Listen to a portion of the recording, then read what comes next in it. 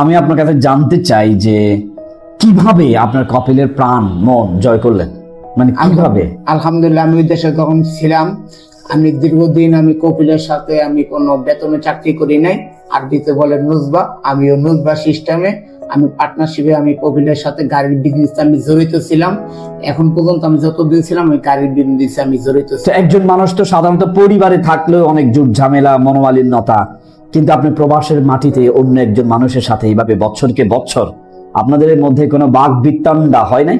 না না না, আলহামদুলিল্লাহ, আমার এরকম কোন কপিলের সাথে কখনো বাদ বিতণ্ডা হয় না।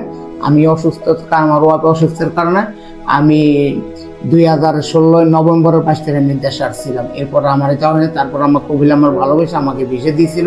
তো এখন আমি যেতে পারলাম না, এটা সবচেয়ে মনে দুঃখ। অনেকে কপিলের যন্ত্রণা আর বিড়ম্বনায় পড়ে দেশে ফিরে আসেন, আবার অনেকের কপিল এই দেশেই আসে তার বন্ধুর বিয়ে খেতে, বিয়ে দিতে বা তার বিপদের পাশে থাকেন।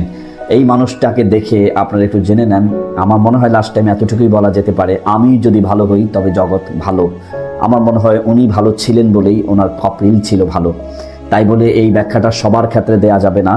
অধিকাংশ কপিল আবু জাহেলও হয়ে থাকে। ভালো থাকবেন বিশ্বময় সবাই। আল্লাহ পাক সবার রিজিকের ব্যবস্থা করেন। যারা প্রবাসে রয়েছেন তাদেরকে সর্ব অবস্থায় সুস্থ রাখেন। আসসালামু আলাইকুম রহমতুল্লাহ।